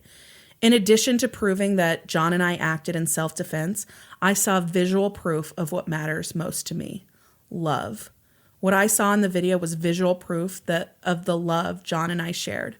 I fought back and hoped that my attackers would not get to John because I needed him to be safe more than anything, more than my own life. John ran to my aid straight into a gunfight, a situation most people would run from, not into. I always knew how much love he and I shared. The events of that tragic day serve as one more way John showed me how much he loved me. I believe he continues to love me still, as I love him. I hope each of you have the joy of being loved as greatly as John loved me. I also hope you have the honor of loving someone as much as I love John. Wow. Ugh. At the self-defense hearing, Lindsay Erickson, one of the attorneys for Wiley, argued that the incident should be dissected into 2 parts. The first part was the attempted robbery and the fight from the robbery, which then ends. Then the second part begins when Wiley is on the floor, paralyzed and unable to flee. At that point, she said he had 2 choices. He could lay there and be executed, or he could defend himself. What do you think about that? Okay, here's the thing. That's probably not a bad legal argument. Right, I agree. But it's a fucking stupid argument in a more general sense. You don't get to cut things up. Exactly. You don't get to say, okay, this is a separate, you don't get to take these factors into consideration. No. The guy committed a robbery with a gun. Yeah. And not just any robbery of a gun store. Yes. What did he think was going to happen? Yeah. What did he think was going to happen? Exactly. Assistant District Attorney Vanessa Riebly? Riebly? R-I-E-B-L-I. Riebly. I'm Reba. Riebly. District Attorney Vanessa R. suggested that John Bieker was the one who was acting in self-defense when he saw that his wife had been threatened with guns and now his life was on the line. She said that during the 24-second incident, that's all that this was, 24 seconds. Wow. Wiley continued firing shots even after he was on the ground, and there was no evidence that he tried to give up. Under Kansas law, someone who instigates the use of force or who is committing or fleeing from a violent felony cannot claim immunity from prosecution by arguing self-defense. Well, there you go. Exactly. What more do you need? And 24 seconds, that is so key. Yeah. Because I think the argument gets better if it's this drawn out thing. I completely agree. But no, it's 24 seconds. 24 seconds. No. But can you believe all of that happens in 24 seconds? With guns, yeah. Yeah. I mean, right? Yes. Yeah. I mean, nunchucks, that'd be shocking. I mean, I agree. That does tell you about guns. Yeah. I am not pro gun. Guns scare me very much. Well, yeah. So. You know, I wasn't scared of guns until this case. So Judge Timothy McCarthy heard a day and a half of testimony and watched the surveillance video before ruling on this motion. Ultimately, he denied the defendant's claim to self-defense. No kidding. In his ruling, Judge McCarthy said that John Bieker was faced with an imminent threat to his wife and himself when he took action. Yes. He also noted that Wiley had shot every bullet in his gun during the incident, meaning to him, it didn't look like he had ever attempted to surrender. Oh, that's a good point. That's a very good point. He never held back. Yeah. With the motion denied, Becky felt like she could breathe a little bit again. It also meant that the civil suit promised by Wiley's defense team would never materialize. It was a definite win, but it still wasn't enough to get Becky back on solid ground. The legal fees she'd encountered preparing for the civil suit that never came had piled up, and she was drowning in expenses from the new store location. Ugh. Plus, with all of the time away from the store to attend all of the hearings and court proceedings, her labor costs had gone up. It was all too much. She just couldn't stay afloat any longer. So in December of 2016, Becky Bieker made the announcement that she was going to be closing down She's a Pistol. There was a last-ditch effort in the community to fundraise and help her pay back taxes and penalty fees. And it did help her pay those things off, but it just wasn't enough to keep the store open. And it closed for good on December 31st, 2016. There was a lot of media coverage around this because it had become such obviously a big story in the community, and people were really rooting for Becky to be able to continue doing, something that she loved and something that, connected her to John. And so there's this interview with her where she's just like, I really wish I could make it happen, but John wouldn't want this. He wouldn't want me killing myself every day to try and save something that's dying. Yeah. So it's really sad that she ended up in the end losing her business too. Yeah. I feel terrible for her. Yeah. Can you imagine being those defense attorneys threatening that kind of civil suit? Oh my gosh. Talk about how do you sleep at night? Seriously. Yeah, that's unreal. Yeah. Ugh. So the first of the 4 trials for the murder of John Bieker began on May 15th, 2017. A jury found Londro Patterson III guilty of first-degree murder on May 18th, 2017. At his sentencing on July... First degree? Yeah. Wow. Okay. Yeah. They came with guns, so I think that shows premeditation. Yeah. Mm-hmm. Yeah. I think also first-degree murder can be if a murder happens in the process of committing another felony. Okay. So, because they were in the course of a robbery, an armed robbery. Yeah. I'm not mad that he got first degree. No, I know. At his sentencing on July 22nd of that year, his attorney asked the judge to show mercy as Londro was still a teenager at the time of the shooting, and he did not fire the fatal shot. He didn't foresee that the actions of himself and 3 other teenagers would lead to unimaginable loss for everyone and their families, said his lawyers. It is so sad and so dumb. Oh, they're so young. They're kids. Yeah. That's just... Yeah. What the hell were they thinking? Exactly. Yeah. I think it says a lot that I feel like anybody with more sense or a few more years on him would know this is not the crime you want to commit. Definitely not. No, Yeah. you're going in somewhere where they're obviously going to be armed. Yeah. Yeah, and you're going in the middle of the day, too. I didn't even think about that. Yeah. Yeah, so clearly there's going to be someone there who has a gun. Maybe you'll get to this later. Did they have a plan for the guns they were going to steal? I don't know. Okay. They don't go into that at all, or I didn't find anything about that. Huh. Okay. I really don't know. And I don't know what the plan is, and I think it comes down to them being teenagers. Yeah. They're like, oh, let's go steal some guns God. without thinking through what that means. Oh, we've got guns, so we're good, right? I just think it's clearly not a thought through plan. Yeah. So the prosecutors argued in turn that Patterson was on probation at the time for a gun violation, and that a week before the She's a Pistol shooting, he had been involved in another shooting during a robbery in Raytown. Oh, good grief. Yeah. So they're like, yeah, that mercy, probably not, Judge. Yeah.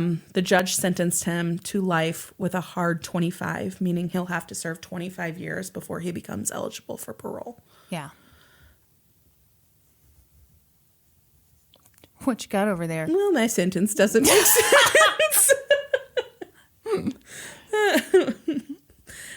Next to be tried was Hakeem Malik. His trial was scheduled to begin on June 12th, 2017. Oh. The holiest of days. Happy birthday to you. And Norm. Yeah. But on May 25th, during a pretrial hearing, he withdrew his not guilty plea and entered a plea of guilty on all charges. Yeah, might as well. Yeah. On August 25th, 2017, he was sentenced to life in prison with a hard 25 as well. The trial of DeAnthony Wiley began on October 30th, 2017. On Thursday, November 2nd. Oh, hey, happy birthday to me. Kristen's birthday. The prosecution was nearing the end of its case, and court went into recess. For unknown reasons at the time, the trial was postponed that day. And when court resumed the following day, a mistrial was declared. What? Yeah, it was all super secretive. Like, nobody knew what was going on. We know now that at the time, DeAnthony Wiley suffered some kind of medical emergency and he wasn't going to be able to be present in court. And that's why a mistrial was declared. Wow. Yeah. Okay.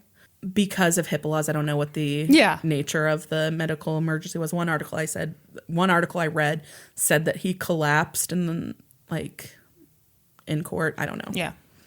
Not a female medical Not issue. a female medical issue. We know that for That's sure. Right. A new trial was scheduled to begin on April 30th, 2018. But on February 27th, DeAnthony Wiley withdrew his not guilty plea and pled guilty to all charges. On April 12th, 2018, he was sentenced to life in prison with a hard 25. The last to be prosecuted was Nequan Midget. His trial began December 11th, 2017. After 3 days of testimony, the prosecution rested, and before the defense presented their case, Midget withdrew his not guilty plea and pled guilty to all charges. I mean, yeah. But I think that's weird. You let the prosecution deliver their whole case, and then you're like, when the defense was about to deliver theirs, he was like, no, okay, I'm guilty. You know, I don't think it's that weird. If you're there and you're in court and you're like, wow, they did a really good job, I'm afraid I might, Well, yeah, because the risk would be getting more than, because he ended up with life with a hard 25, but he could have potentially gotten that's what I'm saying. More, life without parole, life with a hard 40, By the way, I've never heard like hard 25, hard 40. I like it though. Oh. It's like Kansas famously has a hard 40 law. Really? Yeah. Like if you're convicted of first degree murder with an extenuating circumstance, it's like an automatic hard 40. Huh. Okay. Yeah. I don't know what the extenuating circumstances are. I don't know that much about. Also, you said something mean while you did the murder. So he ended up, middle of his trial, he's like, stop. Turns out I'm guilty. Yep. And on March 29th, he was sentenced to life in prison with hard 25. So on the day that DeAnthony Wiley entered his guilty plea, so that was like the last trial because of the original mistrial. So his trial was actually third to start, but then there was the mistrial. So his second Hold trial, on, I'm sorry. I know, the One more timeline time. is confusing. Okay, so DeAnthony Wiley was the third, initially was supposed to be the third one to be tried, but Gotcha. because the mistrial happened, Oh, right. his trial ended up being the last one where he entered his guilty plea. Gotcha. So on that day, Becky Bieker posted this message on the She's a Pistol Facebook page. 3 years, 1 month, and 19 days ago, my husband, John Bieker, was murdered. Today, Wiley, the last of the 4 murderers responsible for ending his life, entered a guilty plea. He will be sentenced in April. Each of the 4 murderers will serve life sentences with their first possible chance at parole after no less than 25 years. Well, some will serve more. It is not enough. It will never be enough time served for killing someone in cold blood, but it is good to know that they will most likely never experience a day of freedom again in their lives. They chose this, not us. I think it's sad to think that a decision that they made when they were 18 years old could mean that they'll never have another day of freedom in their life. Yeah, I'm not with her on this one. I know. I think but I get thinking that it's not enough. Well, sure. If something happened to Norman, I'd be the same way. But But I think it's really sad to think that a decision that they made when they were 18 and 19 years old would mean that they never have another day of freedom in their lives. Yeah. Yeah. Especially when they pled guilty. Yeah. You know. I mean, if they are model prisoners and stuff, they would likely get paroled because of their age when they when they were convicted. I hope so. Yeah, I do too. I think everybody deserves a second chance. Mm-hmm. Yeah. Oh. Yeah. That was rough. It's a rough one. I remember so clearly when that happened. Really? Yeah, because it's an area where my family works. It's not that far from, lots of areas that I'm very familiar with. And so I remember when the breaking news came off that there was this heavy police presence in old Shawnee town. Nobody really knew what was going on yet. Yeah. And then I remember the news story about the woman calling police because there were 2. So her house was she had a screened in porch. And so the 2 men that ran on foot, they came in her screen porch and then were pounding on her back door. Can you imagine if someone was pounding on this door? So this again to me shows their dumb judgment. Oh yeah. Because who's going to let you in? Oh, and they were totally let us in, we're hurt. Yeah. Yeah, no chance. Yeah. I mean, I think it's interesting that 2 of them were armed and 2 of them were not, yet they were all convicted of the same charges. You know what? I must have missed that part. Yeah, they only when they came in, only 2 of the 4 were armed. And I don't know, maybe they took guns during the process of it, but... Yeah, I don't think the unarmed ones should have gotten the same... Yeah, I kind of agree. But the self-defense thing... Oh, no, that's stupid. That's stupid. Ridiculous. Well, if you could use that, then you can do anything to anybody. Yeah. And, they fought back, so... Yeah. Pay my medical bills. Yeah. No, that's stupid. Oh, yeah. Ugh. So that's another case about sunny Johnson County. God. Jeez. On another topic, I have a moral dilemma for you. Okay. Norman and I came down on very different sides of this. Oh. So, last night, we went to Taco Bell, my favorite restaurant of all time. So Norman was like, oh, hey, you can order your order online now and then just go pick it up. Yeah. Let's do that. So we go through the drive-thru, say we're picking up a mobile order. We get the stuff, get home, open up the bag. It's not our order. Oh. Is it better than what you ordered? No, it was worse. It was worse. Because we were, I realized it wasn't our order. So then, of course, we open up everything. What'd these people get? And we're kind of ugh, because we were kind of lazy and we were hungry. Yeah. And it's everything from Taco Bell is the same 5 ingredients. Yeah. Anyway, but he's like, so do you want to eat this stuff? And I was like, not really. I want what I want. Yeah. And as we're kind of talking, like, what do we do? What do we do? Norm is just eating one of the burritos. No. So here's the thing. There was an order of nachos. Yeah. So I popped off the lid, took a chip, and ate it. And he was, I mean, you should have seen how he looked at me. He was like, what are you doing? And I was like, well, you know, I'm eating a nacho. Like, what? And he was like, no, if we're going to go back, we need to give everything back to them. And I was like, they can't serve this anyway. And I was like, I touched everything. They can't give this to anybody else. If you would have eaten the whole nachos, maybe, but one chip. Well, and here, see, I kind of feel like, I mean, maybe I'm wrong. So tell me if I'm wrong. But anyway, so I was like, okay, fine. So I put the lid back on the nachos, which I think is grosser to give back something that I've touched, but whatever. And so they had like little things of cheese in there. And I was like, well, I'm going to keep one of the nacho cheeses. And he's like, no, you're not. We have to give it all back and then go get it. And I was like, I think you're being kind of uptight about this. I don't think they're going to care. Anyway, he shamed me because he gave it all back.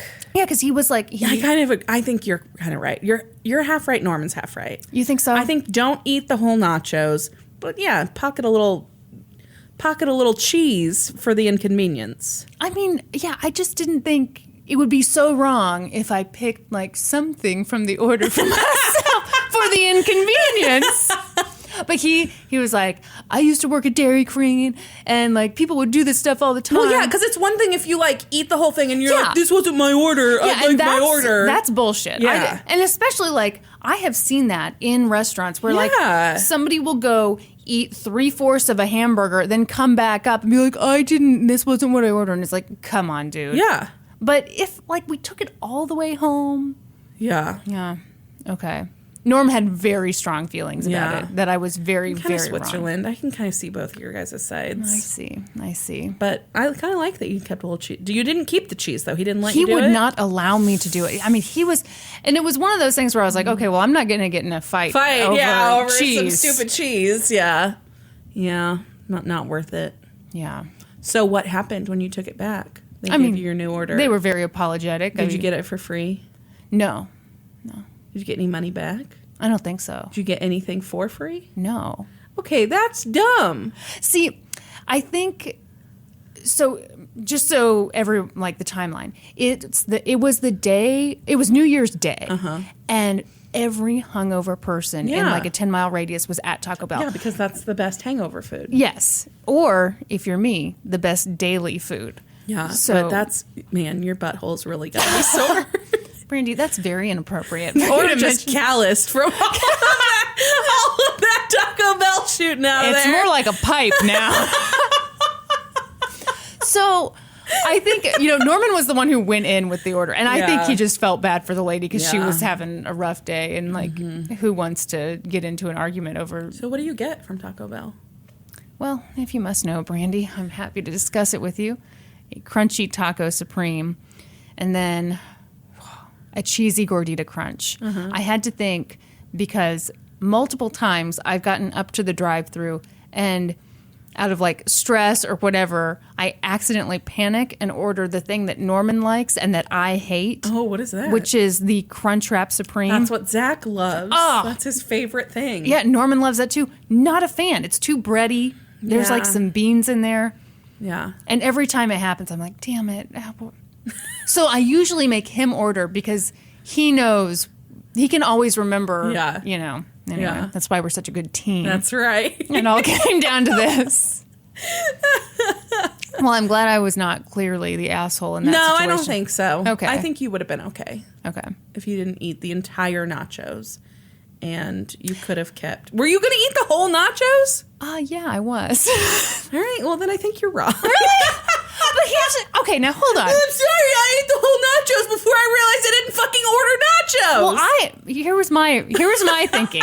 My thinking was they can't resell the food. They're not going to give it to anybody else. So if I've eaten half, why not eat all of it?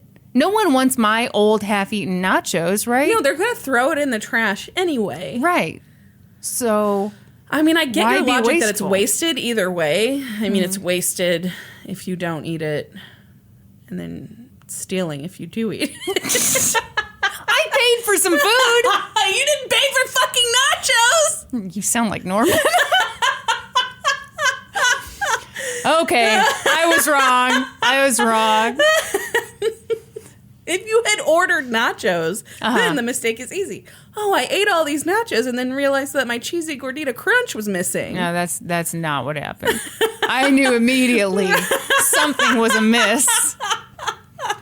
Okay, well, I've been schooled. So the long-awaited DP episode came out last week. Yes. People were very excited. At this time that we're recording, it's been out for a short amount of time, and the feedback that we have gotten overwhelming. is overwhelming. Turns out y'all like being DP. I mean, they like him more than they like us, I think, Kristen. Are we going to get Team DP? We might be! I think we're getting phased out of our own podcast. Can you imagine? My dad just takes over and people are like, well, he was really carrying this show. It was really meant to be. So. Devastating. Yeah. No, but I'm glad you guys are liking the DP. Yes, thank you. Thank you to everybody who's given us feedback on that. I mean, we're glad that we could make DP's dreams come true and let him be on the podcast. What else is going on with you, Brandi? You know, I don't have a lot to report. Okay. Life is, I'm like getting over like the little post-holiday, where you kind of recalibrate yourself to normal life after there's not a get-together every 24 hours. Speaking of, I still have another Christmas get-together. You do? Yeah. Oh my gosh. It was because, like a big chunk of the family left. Oh, so yeah. now we're back in town. It's time to do a white elephant, Nice. blah, blah, blah. When are you guys doing that? Friday. Some Friday. Norman. Okay, do you see that massive box that is very poorly wrapped there? Do. That's Norman's white elephant, and he won't tell me what he got. But he's always very good at getting excellent white elephant gifts. Did you ever see the photo of him that my sister ended up getting? You told me about it. Okay. I have not seen it. Sexy Norm, right? Oh, man. So we took it on a trip to Colorado. We were at the top of a mountain, and Norman hiked up his shorts so far that, They're if you've practically underwear. Yeah, if you've ever wondered about the contours of that man's ass, you just see this photo. Oh, is it the back of him? Oh, yeah. Wow. It's the back of him, shorts pulled way up, socks pulled way up. Nice. And he's posed kind of like the Instagram models who, they do that pose. It's like, here's all of my ass in all of its glory. Yeah. So he brought that to the family white elephant, framed, I might add. Excellent. And it was hanging in Kyla and Jay's garage for years, and then they put their place on the market, and for some reason they took it down. Weird. I know. That's it would have weird. sold the What a weird place. Probably would have gotten several offers above asking if that picture was included with purchase. Yeah. Well, and the thing is, there were multiple images that we took in that little photo shoot that You kept in just your own little private photo album. we call it the spank bank. No, there was one where he's got his shorts hiked up and then he's in a full squat. Oh, God. Yeah, we decided the family didn't need that one? No. Oh, what do you think it is? I have no idea. That's the thing is normally I know what it is because I've taken the ridiculous photo, but it's a very large box. It's a large box. He was very giggly about it, and every time I ask him about it, he gets very indignant. Doesn't want to say. Well, I'm dying to know. You'll have to let me know what it is when it is revealed. What's your white elephant gift? I'm not telling you. Oh. Okay. Yeah. Oh, I guess this it will wouldn't be out matter. by the time that. Okay, so it's very similar to the print that I got you. Oh, yeah. But it's a little bigger and has all these Kansas City landmarks. I think it's super cool. cute. Yeah. It's not supposed to be dumb presents? Some of them are dumb, some of them the aren't. butt picture doesn't sound like the greatest. That butt picture, it all depends on who gets it. Kyla really appreciaed the butt picture. Do you think she appreciated it too much? Like she's really into Norman's butt now? No, I don't think so.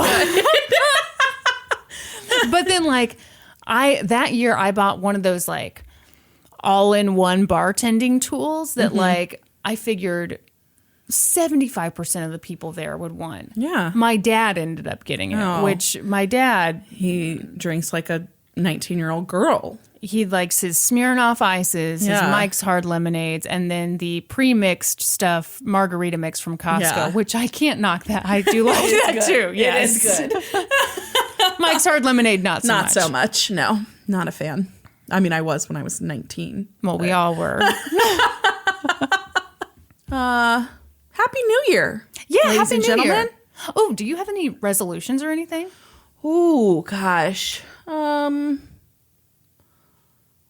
So my house is pretty organized right now because we just redid the kitchen and stuff. So my resolution brag is to to me. keep it that way. And then like Okay. my bedroom needs to be reorganized. So to like keep up with what I've got going on and then keep it moving through the rest of the house. Are you going to do the Marie Kondo, like hold everything? Does it spark joy? I don't think so. Not interested in joy, are you? I am very interested in joy, but I think I might keep too much stuff because it doesn't take a lot to make I was me going to say, you're a pretty joyful pretty person. joyful. So. That might create a hoarding situation.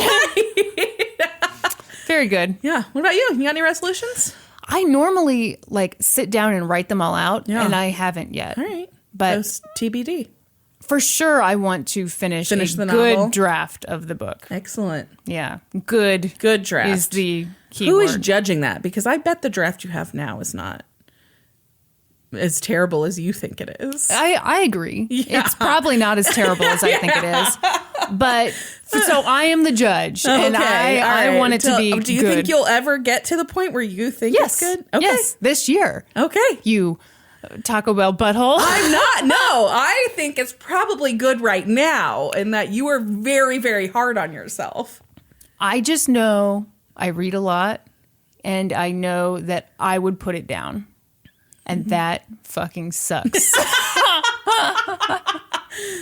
I bet I'd read the shit out of it. What does that mean? Well, I'm glad to hear it.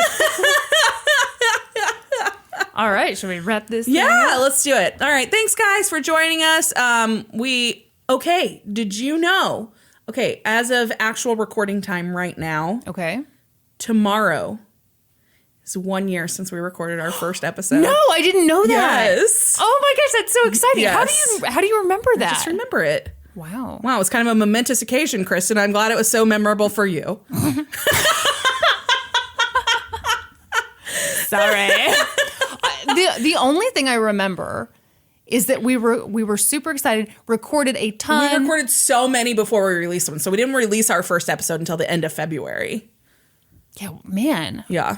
I was very intimidated by audio editing. Oh, yeah. Not intimidated by talking to you. No, that part was about the easy part. Crimes. Yeah. Yeah. That was the easy part. Still for the sure. easy part. Yes. Well, thank you for listening, guys. We appreciate it. Happy New Year to you. We hope 2019 is Fabulous. yes, fabulous, and everything that you hope it could be. Please take some time to find us on social media. We're on Facebook, Instagram, Twitter. Then hop on over to iTunes, leave us a rating, leave us a review, and then join us next week. When we'll be experts on 2 whole new topics. Podcast adjourned. And now for a note about our process. I read a bunch of stuff, then regurgitate it all back up in my very limited vocabulary. And I copy and paste from the best sources on the web and sometimes Wikipedia. So we owe a huge thank you to the real experts. For this episode, I got my info from the Forensic Files episode, The Disappearance of Helle Crafts, newspapers.com, the New York Times, and Crime Library. I got my info from the Kansas City Star, Fox 4KC, the Gardner News, NBC News, and KCTV5. For a full list of our sources, visit lgtcpodcast.com. Any errors are, of course, ours, but please don't take our word for it. Go read their stuff.